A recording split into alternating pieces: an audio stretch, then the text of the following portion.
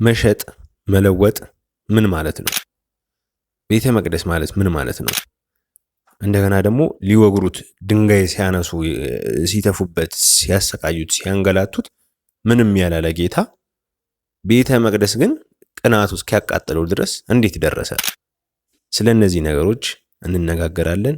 ሰብስክራይብ እያደረጋችሁ እስከ መጨረሻው አብራችሁን ቆዩ። በስመ አብ ወወልድ ወመንፈስ ቅዱስ አሐዱ አምላክ አሜን። የክርስቶስ ቤተሰቦች ሁላችሁ እንደምን ከርማችኋል? ምኩራብ ደርሷልና ስለ ምኩራብ እንድንነጋገር ነው የመጣሁት ዛሬ። እግዚአብሔር አምላክ ቢፈቅድ ስለሱ እንነጋገራለን።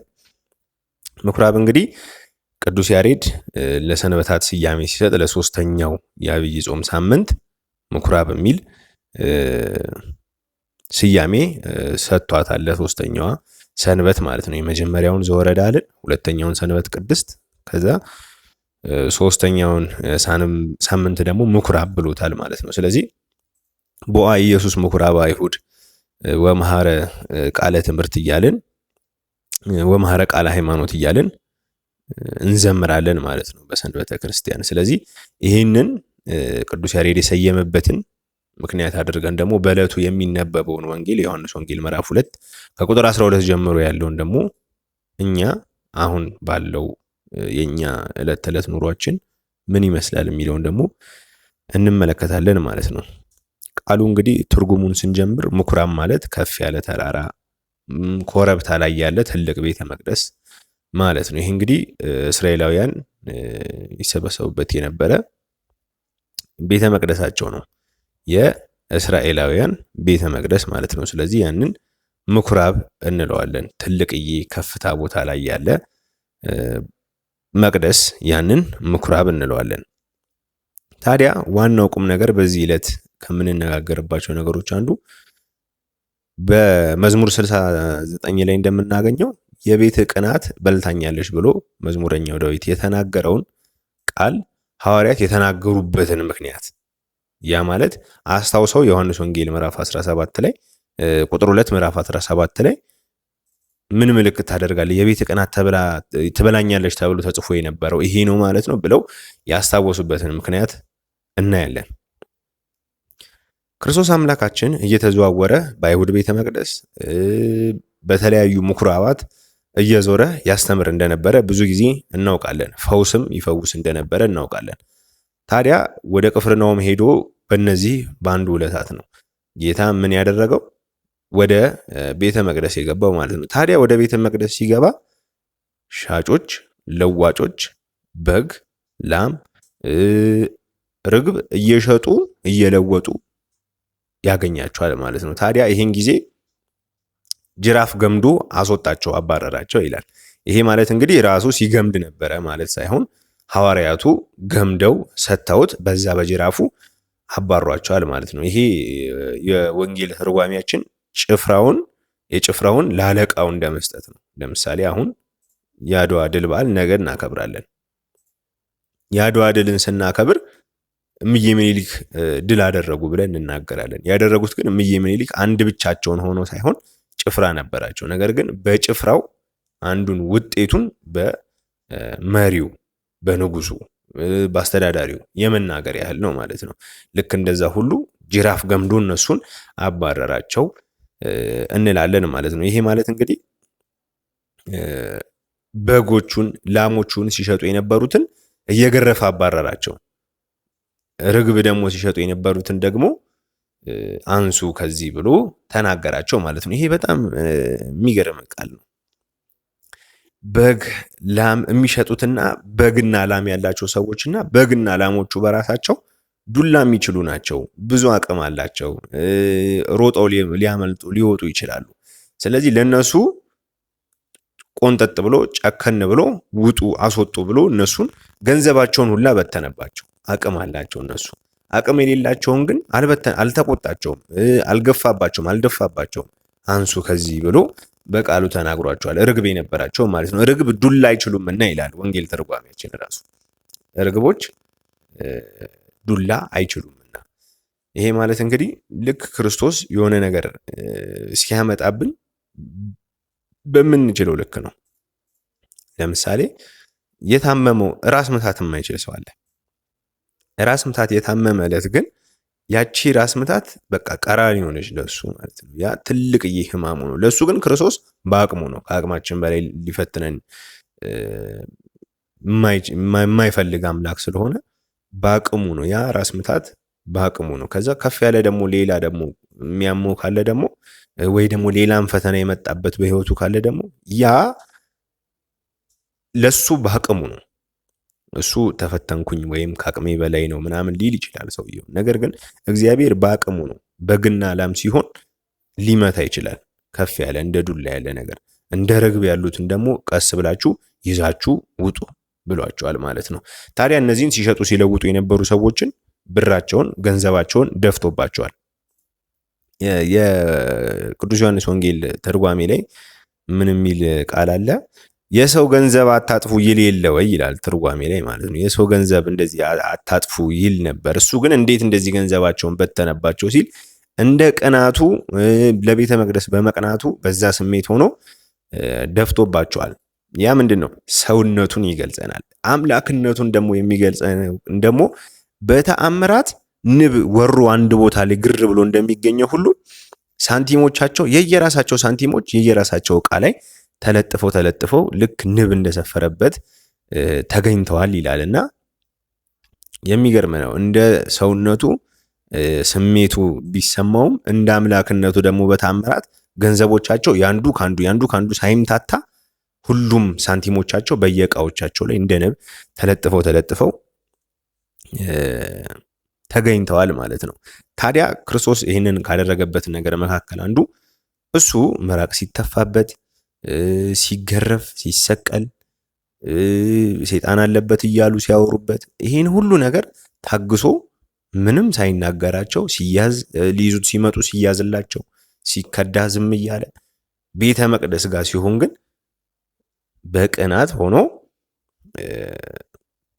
አባሯቸዋል ማለት ነው። ይሄ ማለት በኋላ ለኛ አሁን ትምህርት ነው።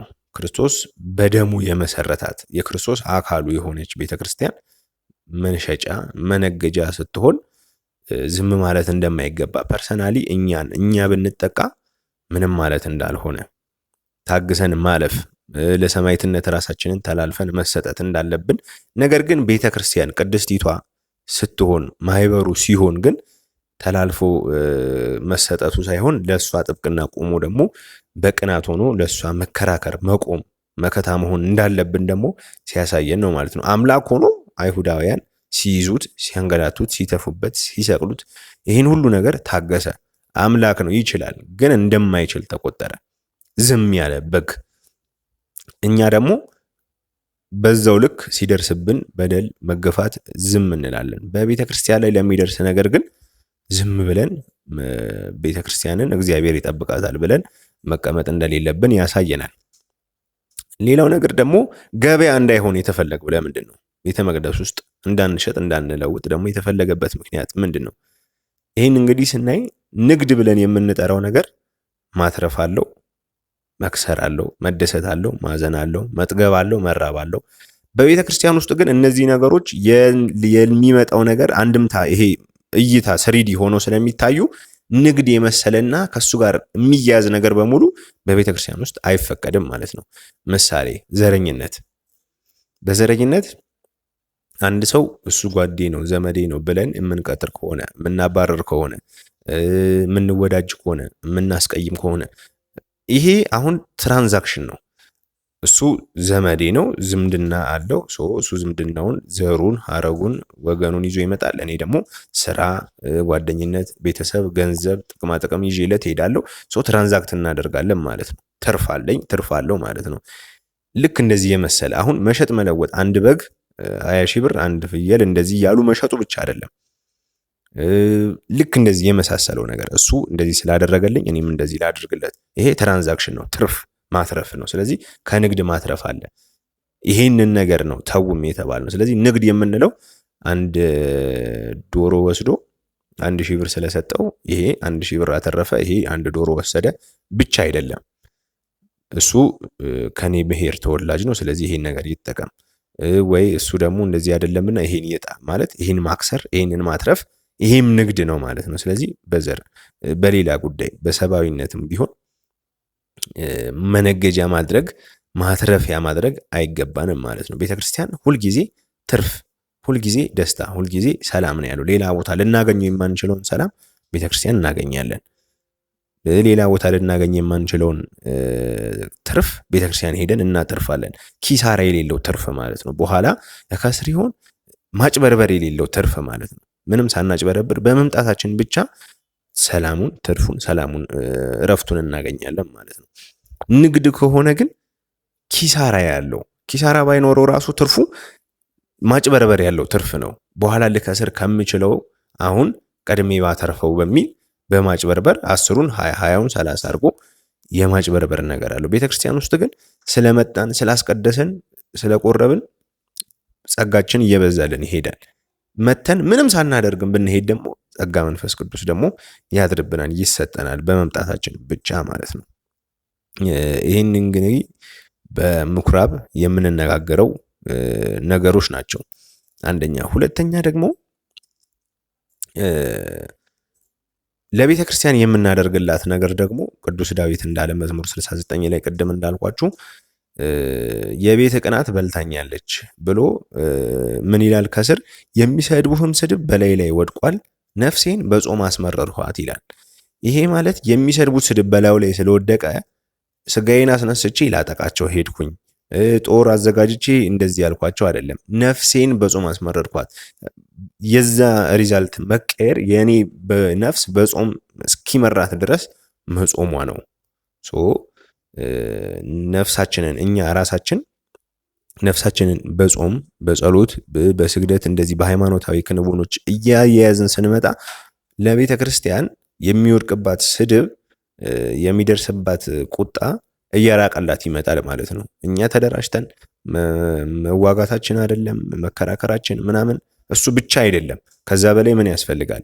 መጾም፣ ሃይማኖታዊ ክንውን፣ መንፈሳዊነታችን ይጠቅመናል ማለት ነው። ሄዶ የቤተ ቅናት በላቺ ስለዚህ ተነስቼ ተዋጋዋቸው አይደለም። የሚሰድቡ ስድብ በላይ ላይ ወድቋል። ትዕይርቶሙ ለሌ ትዕይርኮ ወድቀ ላይ ላይ ወደቀ እኔ ላይ ካለ በኋላ ወቀጻ ይከዋ በጾም ለነፍሴ ነፍሴን በጾም አስመረርኳት። ይሄ ማለት ሪዛልቱ ጦር አዘጋጀው፣ አሰናዳው፣ ተከራከርኩ፣ ጠበቃ ቆምኩ ሳይሆን ራሴን ነፍሴን በጾም ቀጣው አስመረርኩ ብሎ መዝሙረኛው ቅዱስ ዳዊት ይነግረናል ማለት ነው። ስለዚህ ስንጾም ለኛ ብቻ ሳይሆን ስለ ቤተ ክርስቲያንም ደግሞ መጾም እንደሚገባን መዝሙረኛው ዳዊት በመዝሙር 69 ላይ ይነግረናል ማለት ነው። ስለዚህ ገበያ አንድ ቀን ትርፍ አንድ ቀን ኪሳራ ያለው ነገር ሆኖ የሚከናወን ተግባር ክንውን ስለሆነ ጌታችን ኢየሱስ ክርስቶስ ደግሞ ይህን ነገር ደግሞ አይፈቅድም ማለት ነው። በቤተ ክርስቲያን ውስጥ ወንድሜ ነው፣ የሰፈሬ ልጅ ነው፣ የወንዜ ልጅ ነው እያልን ማንኛውንም ትርፍና ኪሳራ በሰዎች ላይ ማድረስ አለብን። ይሄ ከኔ ጎሳ አይደለም ብሎ ማባረር ኪሳራ ነው ለዛኛው ሰውዬ። ስለዚህ ዋን ፓርት ኦፍ ንግድ ነው ማለት ነው ኪሳራ። ስለዚህ ይሄ የተገባ ነገር እንዳልሆነ ክርስቶስ አምላካችን ጅራፍ አበጅቶ በማባረሩ ምን ብሎናል? አስተምሮናል ማለት ነው። ይህን እንግዲህ ካደረገ በኋላ ሐዋርያቱ ምን ብለውታል? ይህንን የምትሰራው በምን ምልክት ነው? ምን ምልክት ታሳያለህ ይሉታል። ይሄ ማለት እንግዲህ ምድራውያን ነገስታት እንደገና ደግሞ ሌዋውያን ካህናት ደግሞ ያልሆነ ያይደለህ እያሉ እየተናገሩት ነበር። ንጉስም አይደለም ካህንም አይደለም ለማድረግ ነው። በኋላ ግን እኛ ምን አላቸው እሱ? ይሄን ቤተ መቅደስ አፍርሱት እኔ በሶስተኛው ቀን አነሳዋለሁ። በሰዓቱ እነሱ ስለ ስጋው ስለዛ ቤተ መቅደስ እየመሰላቸው ነበር። ነገር ግን እሱ 3 ቀን ሞቶ በኋላ ትንሣኤ እንዳለው እየጠቆማቸው ነበረ ማለት ነው። ታዲያ ክርስቶስ እነሱ በሰዓቱ ምድራዊ ንጉስ ሌዋዊ ካህን ደግሞ ያልመሰላቸው እሱ ግን ሊቀ ካህናታችን እንደገና ደግሞ የይሁዳ አንበሳ የተባለ ንጉስ የነገስታት ንጉስ እንደሆነ ደግሞ ተመልክተናል ማለት ነው። ስለዚህ ክርስቶስ የፈጸማቸውን ተግባራት ነገር በሙሉ ለኛ ለአርአያነት ያደረገው ነው። መጀመሪያ ዘወረደ ላይ እንደተነጋገር ነው ክርስቶስ የመጣው ለቤዛነትና ለአርአያነት ነው። ቤዛ ሆኖ ተላልፎ ሞቶ ለኛ ቤዛ ይሆነናል። ሁለተኛው ደግሞ አርአያ ይሆነናል። እሱ ያደረገውን ጾመን ጾማለን፣ ጸልየን ጸልያለን። ስለዚህ ለሌሎች ተላልፎ ተሰጠ፣ እኛም ደግሞ ተላልፈን እንሰጣለን ማለት ነው። ስለዚህ ክርስቶስ አምላካችን ያደረጋቸውን ነገሮች በአርአያነት እንከተላለን ማለት ነው። ስለዚህ እነዚህን ነገሮች በዛሬው ዕለት እንድንመለከት ነው።